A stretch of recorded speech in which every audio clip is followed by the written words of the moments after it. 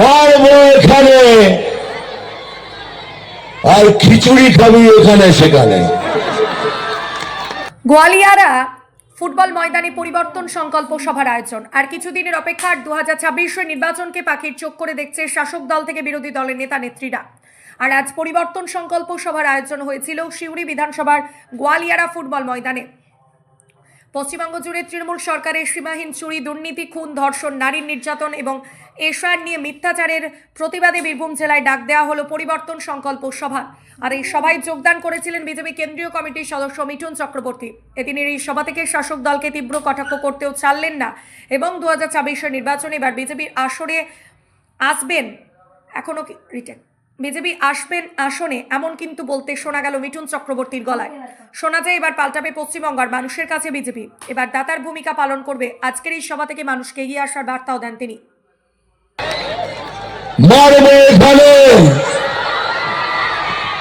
তোরাই তো বলে দিচ্ছিস, আমি আর কি বলবো। মারবো এখানে আর খিচুড়ি খাবি এখানে সেখানে।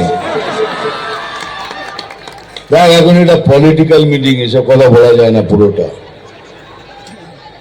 অভিমন্য নাম, আমি জয় ঘেরাও নই, বেড়ে বেড়াও নই, আমি চাঁদ গোখরো। আমি জয় ঘেরাও নই, বেড়ে বেড়াও নই, আমি চাঁদ গোখরো। আজকাল শুধু দুধ কলা খাই, পরেরটা বললাম না। নাম তুফান, বছর এক আধবার আসি, যখন আসি তখন প্রলয় ঘটে, আর যখন যাই যারা নিজেকে ভগবান মনে করে তারা নিজের অস্তিত্ব খুঁজে বেড়ায়।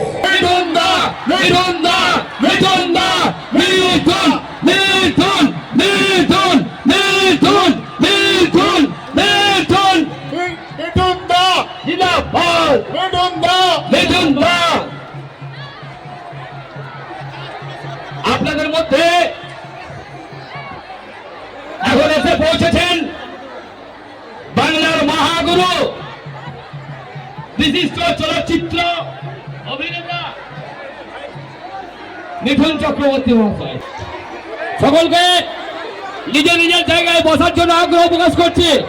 মিঠুন দা আপনাদের কাছে এসেছেন, আপনাদের কাছে থাকবেন, মিঠুনদার কথা আপনারা শুনবেন, মিঠুনদার মনের কথা আপনাদের বলতে এসছে। দয়া করে আপনারা নিজের নিজের জায়গায় বসে যান। আপনাদের উন্মাদি বলছে 2026 সালের